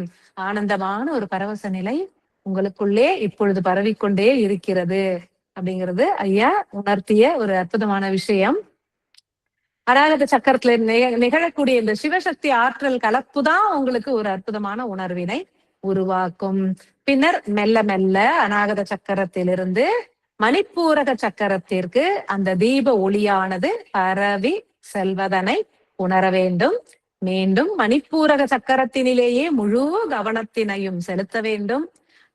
ஆங்கே ஒளி மெல்ல மெல்ல பெருகி அந்த சின்ன தீபச்சுடர் பெரிய ஜுவாலையாக உருமாறி மிகப்பெரிய சூரியனாக உருமாறி அக்னியை தீர்க்கமாக பொழிவதாக உணர்ந்து தியானியுங்கள் அப்படின்னு குறிப்பிட்டிருக்காரு. இந்த அக்னி ஜுவாலை பெருக பெருக மூச்சு காத்து உஷ்ணமடையும், ஆங்கே இருக்கக்கூடிய கழிவுகள் எல்லாமே நீக்க அடையும். கீழ்ச்சக்கரங்கள்ல தான் அதிக கழிவுகள் உண்டு இல்லையா, புறப்பற்றுகள் எல்லாமே மணிப்பூரகம் சுவாதிஷ்டானம் மூலாதாரத்துல நிறைந்திருக்கும். அங்கேதான் கோபதாப உணர்வுகள், பழிவாங்கிற உணர்வுகள், பல அன்பற்ற செயல்களுக்கான அந்த பதிவுகள் எல்லாமே அங்கே நிலைத்திருக்கக்கூடியது. அனைத்துமே அப்படியே எரிந்து சாம்பலாய் போயிட்டு அப்படியே அழகா அக்னியால எல்லாமே எரிக்கப்படுவதனை உணர்ந்து நாம தியானிக்கணும். கழிவுகள் நீங்கும், பதிவுகள் நீங்கும், இருள் தீர்க்கமாக மறைந்து பூரண ஒளி பரவும். அப்படின்னு குறிப்பிட்டிருக்காங்க. மெல்ல மெல்ல அக்னி ஜுவாலை சூரியனாக உருமாறி அனைத்து கழிவுகளும் நீக்கப்பட்டு பின்னர் மீண்டும் அது மெல்ல மெல்ல அக்னி தன்மையிலிருந்து விலகி குளிர்ந்த தன்மைக்கு உருமாறும். அப்படி உருமாறும் பொழுது அங்கே ஒரு ஒரு பூரணமான அமைதி, அந்த பிளேஸ், அந்த மணிப்பூரக சக்கரம் இருக்கக்கூடிய அந்த வயிறு தொப்புளுக்கு அந்த சுற்றி இருக்கக்கூடிய அந்த பகுதியெல்லாம் ஏதோ ரொம்ப ஒரு அபாடா அப்படின்ற மாதிரி ஒரு ஆற்றலை பெற்று ரொம்ப தீர்க்கமாக ஒரு அமைதி தன்மையினை ஏற்பதனை நாம உணர முடியும் அப்படின்னு ஐயா குறிப்பிட்டிருக்காரு. ஒவ்வொரு பயிற்சியும் போது இந்த சுவாசத்தையும் நாம கண்ணுற்று கொண்டே இருக்க வேண்டும். அக்னி வரும் பொழுது சூடான காற்று, அந்த நில ஒளி வரும்போது ஒரு குளிர்ந்த காற்று வெளிப்படுவதனை கண்ணுற்று ரொம்ப ஆழமாக அமைதியாக நிதானமாக பல மணித்துளிகள் ஒவ்வொன்றையும் நீங்க ஏற்று தியானிக்கணும் அப்படின்னு குறிப்பிட்டிருக்காங்க. பின்னர் மீண்டும் அந்த குளிர்ந்த சுவாசம் வந்த பிறகு அது மெல்ல மெல்ல ஒரு சின்ன தீபச்சுடராக மீண்டும் உருமாறி சுவாதிஷ்டான சக்கரத்தினை சென்று அடைவதாக இப்பொழுது நாம அதை பார்த்து கொண்டே இருக்கிறோம். சுவாதிஷ்டான சக்கரத்துக்கு அந்த தீபச்சுடர் சென்று அமர்கிறது. சுவாதிஷ்டானத்துக்கானதுதான் இது. இதனால எல்லா சக்கரங்களுமே பலனடைந்து கொண்டிருக்கிறது. அப்ப சுவாதிஷ்டானத்துல இருக்கக்கூடிய அந்த பழைய பதிவுகள், அந்த பாசி பிடித்த எண்ணங்கள், எத்தனையோ பற்றுகள் எல்லாமே அங்கிருந்து நீங்க போகிறது. சுவாதிஷ்டானத்துல மீண்டும் என்ன நடக்குது? அக்னி பெருகி பெருகி பெருகி ஜுவாலை அதிகரித்து பெருத்த சூரியனாக உருமாறி அனைத்து கழிவுகளையும் நீக்கி ஒளியும் வெப்ப சக்தியும், அதாவது வெளிச்சம் வெப்பம் ரெண்டுமே அதீத அளவுல பெருகி ஒரு பெரிய ஒரு புரட்சியே அந்த சுவாதிஷ்டான சக்கரத்துல நடக்குது. புரட்டி போட்டா மாதிரி எல்லாத்தையும் அப்படியே அடிச்சு ஆற்று வெள்ளம் வந்தோன்னா எல்லாத்தையும் ஒரே நிமிஷத்துல அடிச்சுட்டு போயிடும். அதே மாதிரி இந்த தியானத்தின் மூலம் இந்த அக்னி வந்தோன்னா எல்லாத்தையும் அடிச்சுட்டு போயிடுது. வேண்டாம் அந்த பதிவு எல்லாத்தையும் அடிச்சுட்டு ஒரே நிமிஷத்துல அந்த சக்கரத்தையே நிர்மலமாக உருமாற்றி விடுவதனை நாம் உணர இயலும். பல கெமிக்கல்ஸ் இந்த நேரத்துல வேக வேகமாக உருமாறி அந்தந்த பணிகளை, அந்த ரசவாதம் நடக்குதுன்னு சொல்றாங்க. அற்புதமான பல மாற்றங்களை உருவாக்கி பின்னர் மீண்டும் மெல்ல மெல்ல குளிர்ந்து ஒரு நிலவின் ஒளித்தன்மையினை சுவாதிஷ்டான சக்கரம் ஏற்கின்றது. சுவாதிஷ்டான சக்கரம் விண்புறத ஆற்றல் இப்பொழுது வந்தது இல்லையா, அதெல்லாம் கூட சேமித்து வைக்கக்கூடியது, இறை பசியை தூண்டக்கூடியது, இறை உணர்வை தூண்டக்கூடியது, இறை பற்றினை தூண்டக்கூடியது. அப்பேற்பட்ட அற்புதமான சுவாதிஷ்டான சக்கரம் தீர்க்கமாக தனது கழிவுகளை நீக்கி தூய்மையுற்று ரொம்ப விசாரமாக விரிந்து இயங்கி ஒடுங்கினால் எப்படி இருக்குமோ அனைத்துமே சில மணித்துளிகளிலேயே நிகழ்ந்தேறி விடுவதுதான் ரொம்ப அற்புதமான செயல். இந்த தியானத்தின் பலனாக அமையும். மீண்டும் மெல்ல மெல்ல அந்த தீபச்சுடரானது சுவாதிஷ்டானத்திலிருந்து இறங்கி மூலாதார சக்கரத்தினை சென்று அடைவதாக நாம எண்ணியே தியானிக்க வேண்டும். அதே மாதிரி மீண்டும் மூலாதாரத்தினை சென்று அமர்ந்து கொண்டிருக்கின்ற அந்த தீபச்சுடர் அங்கிருந்து மீண்டும் பல்கி பெருகி பெருத்த ஜுவாலையாக உருமாறி ஒரு அற்புத சூரியனாக விரிந்து அதனுடைய அனைத்து அக்னி தன்மையினையும் அங்கே பொழிந்து எளிமையாக நம்ம பல நாள் பல பயிற்சிகளை மேற்கொண்ட பொழுதெல்லாம் கிடைக்காத ஒரு அற்புதமான ஒரு விஷயத்தின அந்த ஒரு சில மணித்துளிகளிலேயே கொடுக்கும். அந்த சூரியனாக பெருகி கிடைக்கின்ற அந்த பெருகி நிற்கும் அந்த சூரியனிலிருந்து வெளிப்படக்கூடிய அந்த வெப்ப சக்தியும் அதனுடைய ஆற்றலும் அந்த எரிபொருளும் அனைத்து கழிவுகளையும் நீக்கி மூலாதார சக்கரத்தினை ஒரே நிமிஷத்துல தூய்மை அடை செய்வதனை நாம கண்டு உணர்ந்து தியானிக்க வேண்டும். பின்னர் மீண்டும் மெல்ல மெல்ல அவை குளிர்ந்து நிலவின் ஒளி தன்மையினை ஏற்பதனையும் கண்டு உணர வேண்டும். மூலாதாரம் முழுவதும் வெற்றிடம் பெருகுவதனை நீங்கள் உணரலாம் அப்படின்னு குறிப்பிட்டிருக்காரு.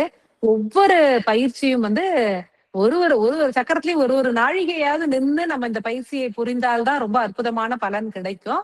இந்த நேரத்துல ஐயாவே சொல்றதுனால அந்த டைரக்டா வர்ற ஆற்றலும் உங்களுக்கு அதிக பலன் கொடுக்கும். ஆனா நிதானமா அருளுரையை கேட்டு இந்த பயிற்சி ரொம்ப எளிமையான பயிற்சி, ஆனா அதி வீரியமான பயிற்சியாக இது நம்ம ஏற்றுக்கொள்ள முடியும். நான் உணர்ந்து பார்த்து அனுபவித்ததுனால இதை சொல்றேன். ரொம்ப ரொம்ப அற்புதமாக இருக்கும். சரிங்க, இப்ப மூலாதார சக்கரத்துக்கு போயிடுச்சு இல்லையா, இது அப்படியே விட்டுறதா? இல்ல, அப்படியே விடக்கூடாது அப்படின்னு சொல்லியிருக்காரு. மீண்டும் ஏற்றிய அந்த தீபச்சுடரை கொண்டு போய் சகசிராராவினிடமே நாம சமர்ப்பணம் புரிய வேண்டும். தீபச்சுடரானது என்ன செய்யுது? மூலாதாரத்தில் தேங்கியுள்ள அந்த அற்புதமான ஆகாய மூலக்கூறுகளை, உயிர் சக்தி, குண்டலினி சக்தி, என்ன வேணா சொல்லலாம் இல்லையா, அந்த ஆற்றல் மூலாதாரத்தில் தேக்கமடைந்து இருக்கின்ற அந்த அற்புத ஆற்றலை ஏற்றுக்கொண்டு தனது எரிபொருளாக ஏற்குதான் அந்த தீபச்சுடர். அதுல நம்ம எப்படி எண்ணெயோ நெய்யோ விட்டு ஒரு தீபத்தை ஏற்றுறோமோ அது மாதிரி ஒரு எரிபொருளாக மூலாதார ஆற்றல்களை ஏற்றுக்கொண்டு அந்த தீபச்சுடர் மெல்ல மெல்ல ஒரு நேர்கோட்டினில் அப்படியே மேல நகர்ந்து போகிறத நம்ம கண்டு தியானிக்க வேண்டும். மூலாதாரத்திலிருந்து ஆற்றல்களை பெற்றுக்கொண்டு ஒவ்வொரு சக்கரமாக மெல்ல கடந்து கடந்து அப்படியே சுவாதிஷ்டானத்துக்கு வந்து இப்போ அந்த தீபச்சுடர் மணிப்பூரகத்திற்கு வருகிறது. அதே தீபச்சுடர் அற்புதமான ஆற்றல்களை உயிர் சக்தியை ஏற்றுக்கொண்டு அநாகதத்திற்கு வருகிறது. அப்படியே மீண்டும் விஷுப்திக்கு வந்து ஆக்ஞையிடம் வந்து சகசிராராவினிடமே வந்து சேருகிறது. எப்படி நம்ம உச்சந்தலையில அந்த ஒரு தீபச்சுடரை பொருத்தி இந்த பயிற்சியை ஆரம்பித்தோமோ அதே போன்று மீண்டும் அந்த இடத்தினை வந்து சேர்வதாக எண்ணியே நாம் தியானிக்க வேண்டும். அதே நேரத்துல அந்த ஒளி மேல ஏறும் பொழுது ஆழ்ந்து சுவாசிக்க வேண்டும். அப்பொழுது வெறும் குளிர்ந்த காந்த சக்தி மட்டும்தான் உடல் முழுவதும் பரவும். எல்லா சக்கரங்களும் குளிர்ந்து ஒடுங்கி செயல் புரிவதை உணர வேண்டும் அப்படின்னு குறிப்பிட்டிருக்காரு. ஒளி வந்து மெல்ல மெல்ல மெல்ல அப்படியே அந்த தீபம் மேலேறி வருவதனை உணர்ந்து தியானிக்கணும். அனைத்து சக்கரங்களுமே இந்த ஒளியை பெற்று ரொம்ப துல்லியமாக தீர்க்கமாக இயங்குவதனை கண்டு நாம கழிக்க வேண்டும். அந்த இடத்துக்கு வரும்போது அந்த ஒளி பத்த உடனே எல்லாமே ரொம்ப அற்புதமா இயங்கி கொண்டிருக்கிறது. ஆகா, நம்ம ஒரு முறையும் கீழே போகும் பொழுது அதை நிறைய பயிற்சிகள் கொடுத்துட்டே கீழே போனோம். வரும்பொழுது பார்த்தா ஆகா எல்லாம் சூப்பரா இயங்கிக்கிட்டு இருக்குது அப்படின்னு பார்த்து கண்டு கழித்து ஆனந்தம் அடைந்து நம்ம அப்படியே மேல வரணும் அப்படின்னு அழகா குறிப்பிட்டிருக்காரு. அதனால என்ன நடக்கும் அப்படின்னா, ஒரு பச்சிளம் குழந்தையின் உள் உறுப்புகள் போன்று உங்களுடைய உள் உறுப்புகள் ஒவ்வொன்றும் புதுப்பிக்கப்படும். இந்த பயிற்சியினுடைய எல்லையில என்ன நடக்கும்னா, ஒவ்வொரு உறுப்புமே ஒரு குழந்தையோட உறுப்பு எப்படி ஃப்ரெஷ்ஷா புதுசா இருக்கிற சின்ன குழந்தைகளுடைய உள் உறுப்புகள்லாம் எப்படி தீர்க்கமாக அருமையா இருக்குமோ அது மாதிரி புதுப்பிக்கப்பட்டு புது புது உறுப்பாக உங்களுக்குள்ள எல்லா உறுப்புகளும் உருமாறி இருப்பதனை நீங்கள் உணரலாம் அப்படின்னு ஸ்ரீ காலபைரவர் ஐயா அழகா குறிப்பிட்டிருக்காரு.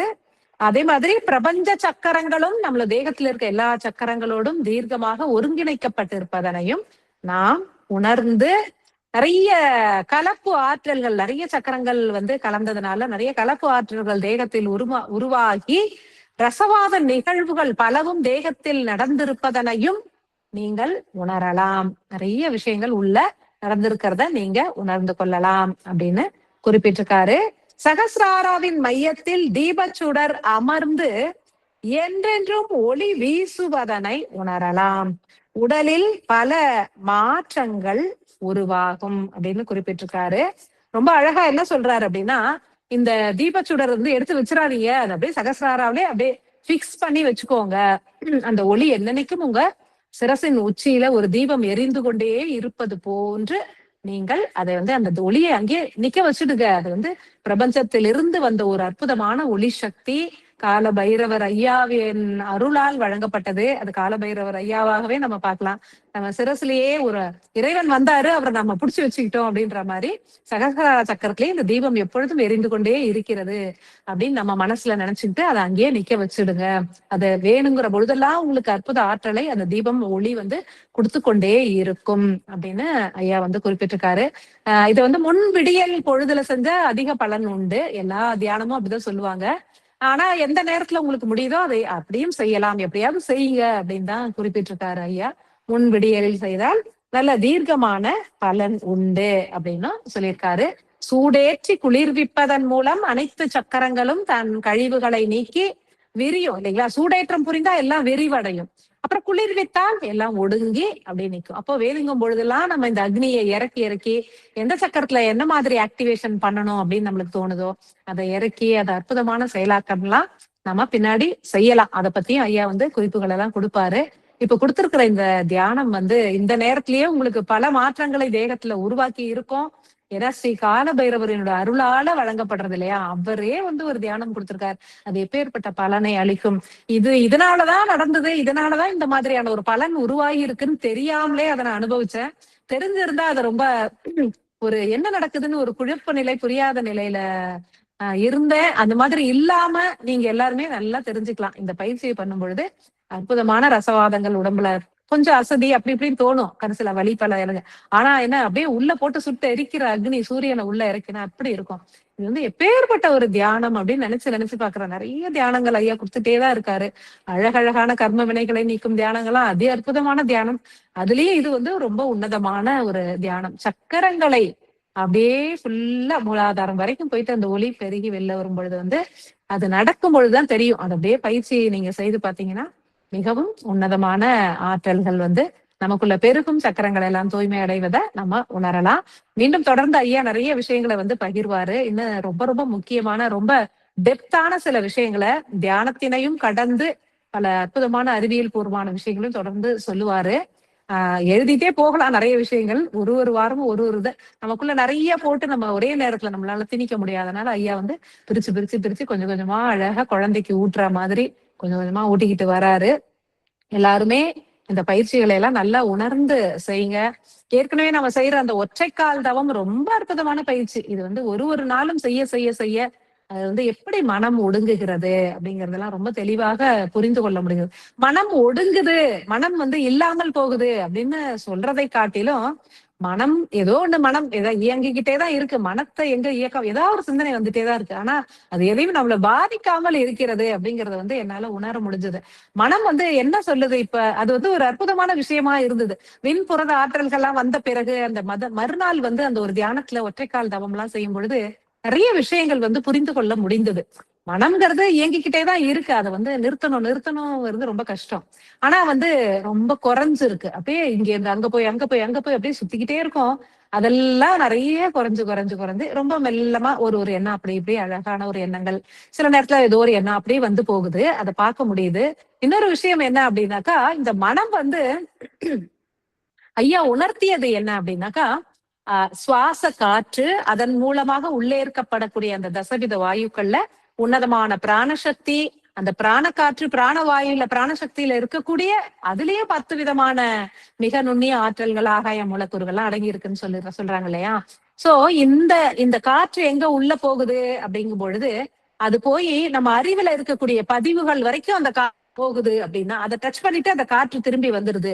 சுவாச காற்று அப்படின்னா நமது மனமும் அங்க போய் டச் பண்ணிட்டு அப்படியே வந்துடுறத பார்க்க முடியுது. ஆராய்ச்சி பண்ணி பார்க்கும் பொழுது ஐயா போனவருமே சொன்னாரு சுய ஆராய்ச்சி எல்லாம் பண்ணுங்க அப்படின்னு.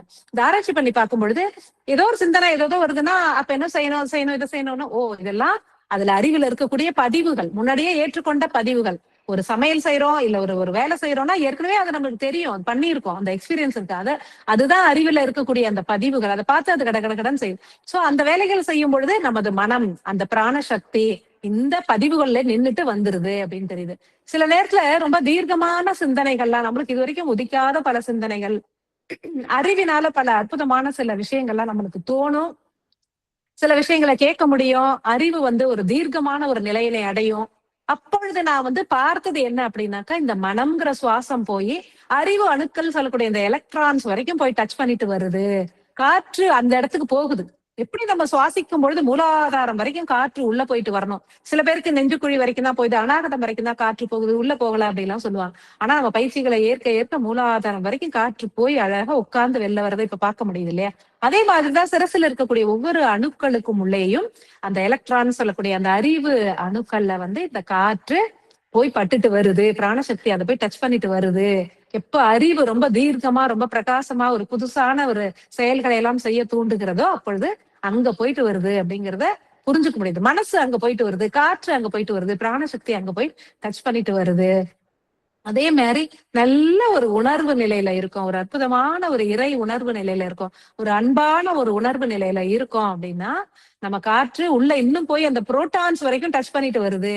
மனம், சுவாச காற்று, பிராணசக்தி அது உள்ள வரைக்கும் இன்னும் நல்லா ஆழ்ந்து ஆழ்ந்து தியானிக்கும் பொழுதுதான் அது வரும். ஆழ்ந்து தியானிக்கும் பொழுது ஏன்னா இதுல ஏற்றுக்கொள்ளக்கூடிய காற்று, அதாவது ஒரு குகைக்குள்ள போறோம், அது அப்படியே குகை வந்து குறுகிக்கிட்டே போகுது, ரொம்ப சின்னதா போகுது, நம்ம அப்படியே உடலை குறுக்கிக்கிட்டே போறோம். அந்த மாதிரிதான் இந்த பிராணசக்தி மேல படும்போது அதுக்குள்ள இன்னும் ரொம்ப மைனூட்டா இன்னும் அந்த ஓட்ட சின்னதாகி போய் சின்ன சின்னதா போய் போற மாதிரியான ஒரு காட்சியும் ஒரு உணர்வும் வந்தது. சோ நம்ம உணர்வு நிலையில இருக்கோம்னா நம்ம ரொம்ப ஆழ்ந்து சுவாசிக்கிறோம். அந்த காற்றுல இருக்கக்கூடிய மிக நுண்ணிய பிராணசக்தியில இருக்கக்கூடிய மிக நுண்ணிய ஆகாய மூலக்கூறுகள் போய் உள்ள எலக்ட்ரான்ஸ் ஆன்டி புரோட்டான்ஸ் எல்லாம் டச் பண்ணுது.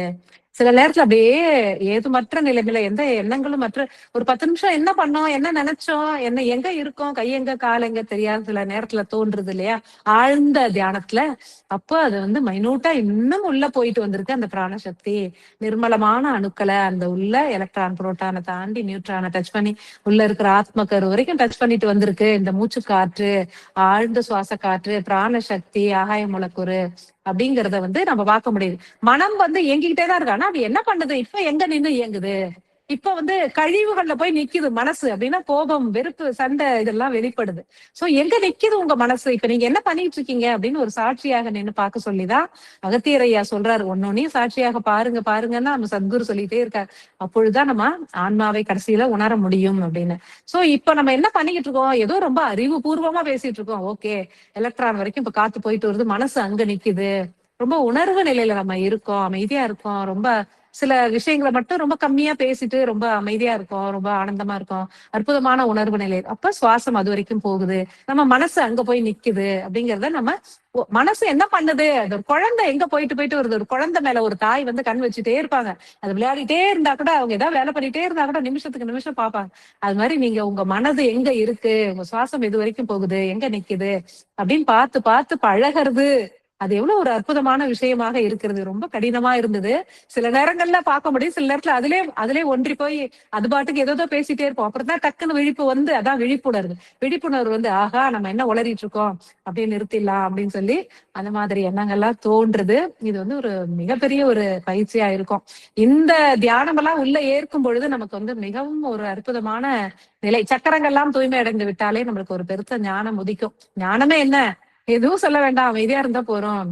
எல்லாமே இறைவன், அனைத்தும் இறைவன் நடத்துறதா அப்படிங்கிறது. அனைத்து செயல்களும் இறைவனால் அனுட்சணமும் மிகவும் சரியாக நடந்து கொண்டே இருக்கிறது. அந்த கடைசியில அந்த உணர்வுல வந்து முழுமையாக நம்ம நிக்கிற வரைக்கும் நமக்கு இந்த பயிற்சிகள் அவசியம். ஐயா கொடுத்துட்டே இருப்பாங்க. நிறைய தியானங்களும் தவங்களும் அருளுரைகளும் கொடுத்து கொண்டே இருப்பார்கள். நாமும் அதை ஏற்றுக்கொண்டு ஒரு அற்புதமான ஒரு ஆன்மாவாக, சத்திய யுக வாசியாக மலர வேண்டும் அப்படிங்கறத ஐயாவினுடைய விருப்பம். நாம எல்லோரும் எவ்வளவு முடியுதோ அந்த அளவுக்கு ஒரு முயற்சிகளை எடுத்து ஐயாவுக்கு ஒரு பிடித்தமான ஒரு குழந்தையாக நம்ம எல்லோரும் நடந்து கொள்ளுவோம். மீண்டும் நம்ம அடுத்த வாரம் சந்திக்கலாம். அனந்த கோடி அன்புகள்.